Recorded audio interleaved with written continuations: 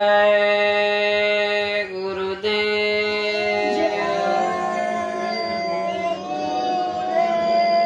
जय गुरुदेव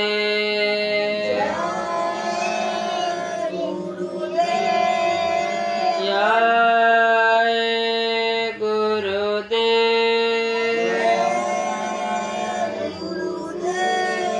जय गुरुदेव नाम किसका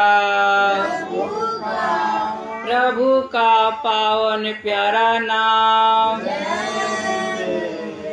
जय गुरुदेव जय गुरुदेव जय गुरुदेव जय गुरुदेव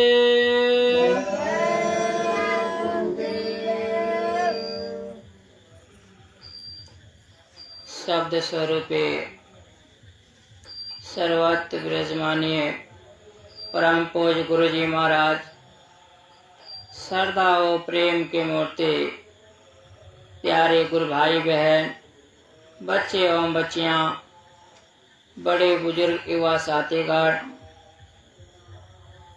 साथ ही इस स्थान पे पधारे सूक्ष्म रूप में सर्वशक्तियां सभी के चरणों में कोटि कोटि नमन प्रेम प्यार भरा सादर जय गुरुदेव जय गुरुदेव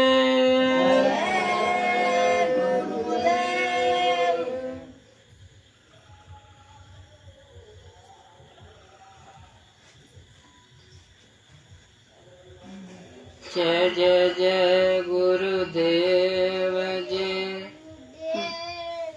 दया करो अपार तेरे शरण में आ बैठा उद्धार करो सरकार जय गुरुदेव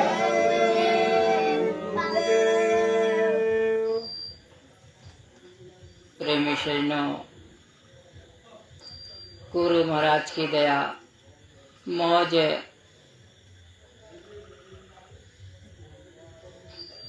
कि आज हम लोग इकट्ठे बैठकर मालिक के आदेशानुसार ध्यान भजन सिमरन यानी साधन भजन का अपना बहुमूल्य समय बिताया। गुरु आदेश का नाम ही भक्ति है। भक्ति कोई पढ़ने का खेलने का गाना गाने का नाम भक्ति नहीं। भक्ति होता है गुरु की आज्ञा का पालन करना। प्रेमी शरणों कहा जाता कि जब हमारा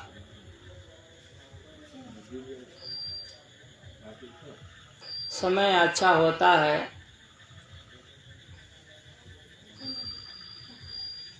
हमारा कर्म साफ होता हमारा पुण्य उदय होता है तो न चाहते हुए भी ना कोई विचार करते हुए मालिक की दया से संतों की वाणी सत्संग की वायुमंडल में आकर प्रवेश कर जाते और अपना जीवन को धन बना लेते। ये बड़े भागी जीव होते हैं। वहीं पे कहा गया कि पूर्व जन्म की पाप से हरि चर्चा न सुहाए, यानी पूर्व जन्म का जब पाप हमारे कर्मों के उदय हो जाता है तो सत्संग में महात्माओं के संग प्रभु का दिशा निर्देशा उनमें हमें रुचि नहीं हो पाता। और जब हम आप अच्छे कर्म करने के लिए तैयार होते तो काल किसी न किसी रूप लेकर हमको आपको बाधा कर देता है।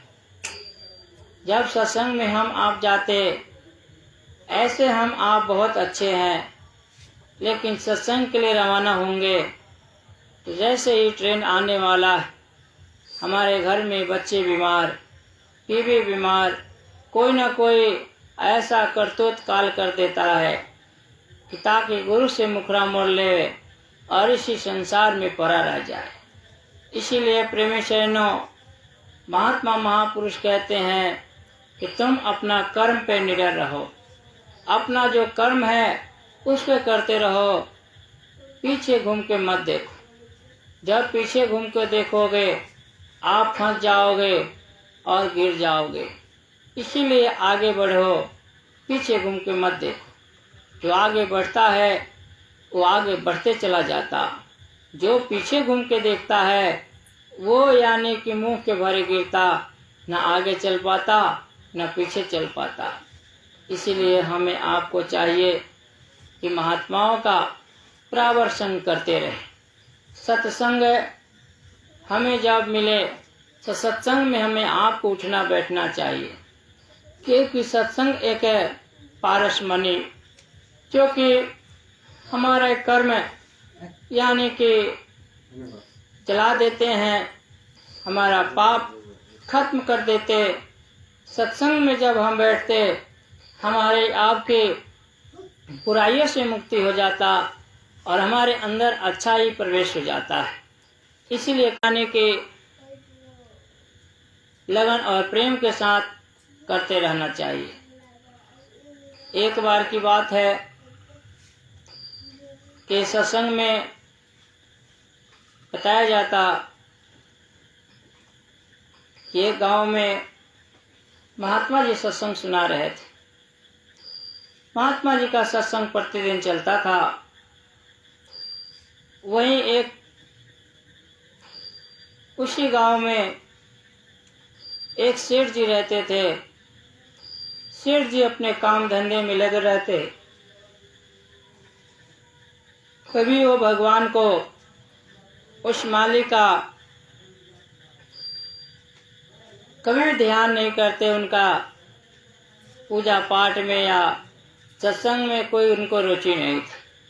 संत और महात्माओं का आदर नहीं, प्रभु का आदर नहीं, केवल उनको अपना काम से मतलब। काम जब होवे तो कोई भी कुछ हो जावे, उससे कोई मतलब नहीं। एक दिन ऐसा वक्त आया कि वो कहीं अपना निकल रहे थे। आगे निकला धीरे धीरे धीरे धीरे, और उनका काम था क्या, चोरी करना। चोरी में अपना बड़ा दीवाना रहता था, चोरी करता था, बहुत चोरी करता था। उनके पास कोई बाल बच्चा नहीं था। और एक दिन उनको कहीं न कहीं किसी न किसी शक्तियों के द्वारा उसको एक बालक हो गया। जब बालक हुआ तो चोर और चोरी जो सेठ और सेठानी थी बड़ा प्रेम करता था। जब बड़ा होने लगा तो उसको चोरी सिखाने लगा, और बड़ा हुआ तो धीरे धीरे धीरे समय बढ़ते गया, और बड़ा हुआ तो उनको और चोरी सिखाया। कहा, देख बेटा, मैं तेरा बाप, मैंने इसी क्षेत्र में चोरी किया है, मैंने इसी एरिया में चोरी किया, लेकिन तू सबसे बड़ा राजा तक चोरी करना, बहुत बड़ा चोरी करना, बहुत बड़ा चोर बनना, मेरा नाम रोशन करना। मरने लगा तो मरते मरते वो कहता है कि अरे भाई सुनो बेटा, कि मैं तो जा रहा हूँ, लेकिन मेरे से एक वचन दे दो। वो लड़का ने कहा, बताइए पिताजी, क्या वचन देते हैं, क्या आप चाहते हैं बताइए। उन्होंने हाथ पकड़ लिया, कहा, देख बेटा, मेरा इच्छा यही है कि तू चोरी करना, कहीं भी धर्म का काम हो, सत्संग हो, कोई महात्मा आते जाता हो, उनका तुम आदर मत करना, उनके पास उठना बैठना मत। कभी सत्संग में गलती से भी मत चले जाना, धार्मिक लोगों के साथ बैठना नहीं, अपना यानी संसार में लिप्त रहना और आराम से यानी चुपचाप चोरी करते रहना। सत्संग में नहीं जाना, मंदिर मठ में मत जाना। चोर के बेटा ने कहा, जी पिताजी पक्का मैं ये करूँगा। चोर ने कहा, देख तू मेरी बात मानेगा? बोला, जी मानूंगा। समय बड़ा हुआ, धीरे धीरे धीरे धीरे चोर के पिताजी मर गया। अभी इनके लड़के चोरी करते करते करते करते वो राजा तक पहुंच गए। जब राजा के यहाँ उन्होंने यानी कि सेन फोड़ा और बहुत माल खजाना उसमें से लूटा। जब माल खजाना लूट के जब भागने लगा तो सिपाहियों ने उसे यानी देख लिया और दौड़ाने लगा। दौड़ते दौड़ते दौड़ते दौड़ते बहुत दूर तक चला गया। महात्मा जी वहीं सत्संग सुना रहे थे। पहले माइक कोई व्यवस्था नहीं था, ऐसे ही साधु महात्मा जी सत्संग सुना रहे थे और लोग बैठ के सुन रहे थे। ऐसे ही रोड के किनारे सोई उन्होंने यानी देखा कि भाई यहाँ सत्संग चल रहा है, यहाँ मेरी जान की रक्षा हो जाएगा। उन्होंने अपना माल जंगल में फेंका और यानी जाकर सत्संग में बैठ गया। तो सत्संग बैठा तो महात्मा जी सुना रहे थे।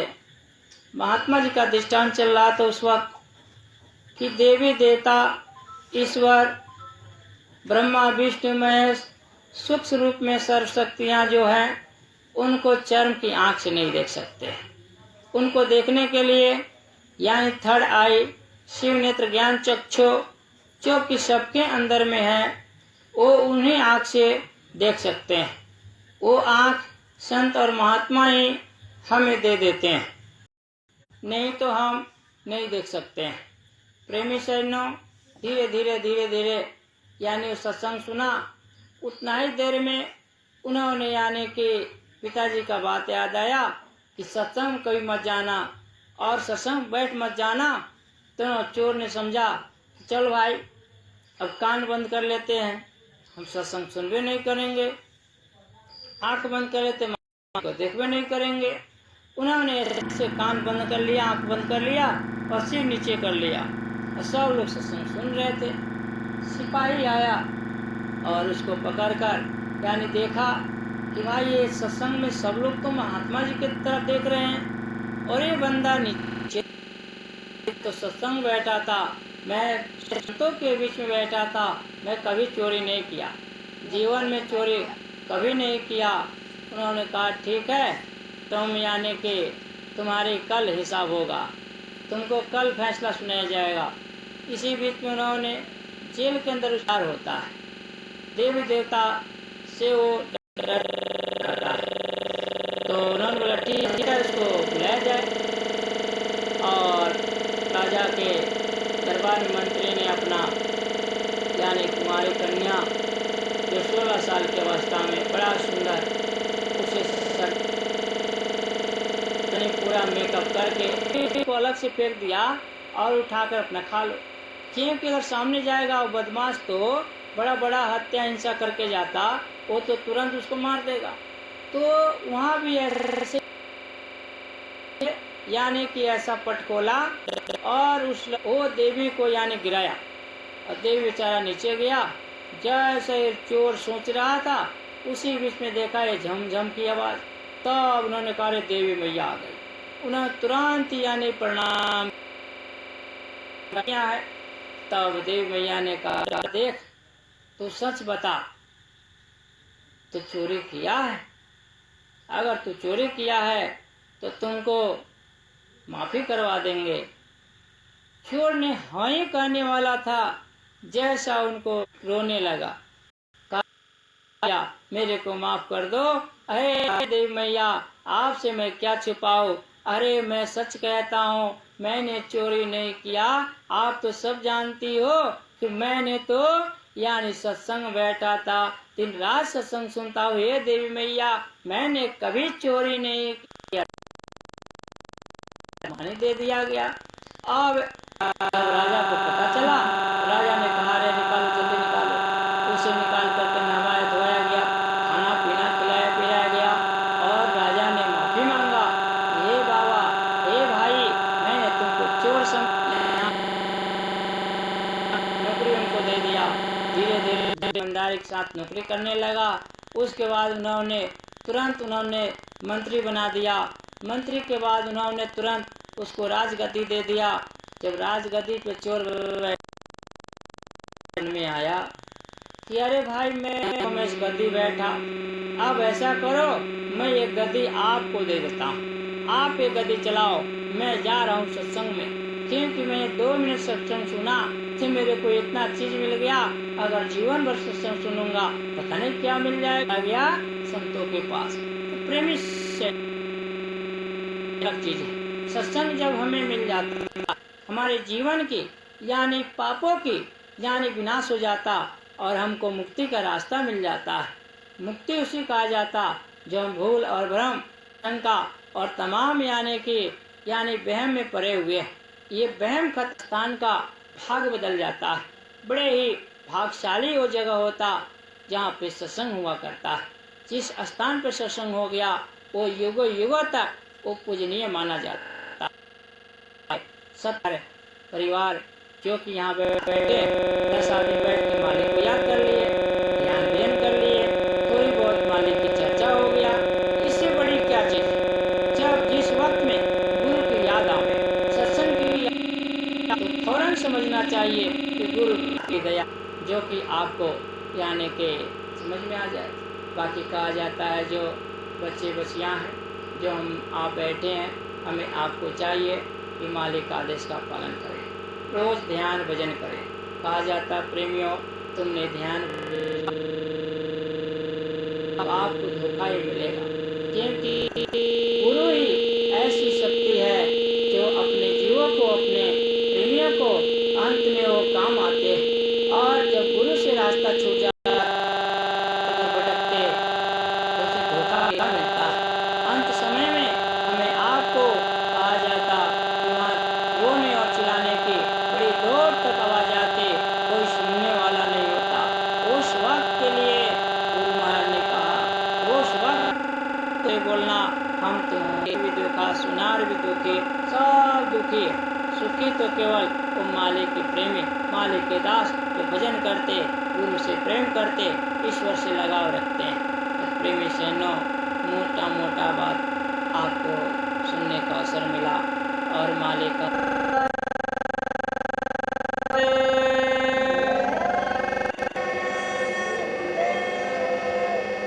है कोई पार के जावैया, खोलत बरनैया,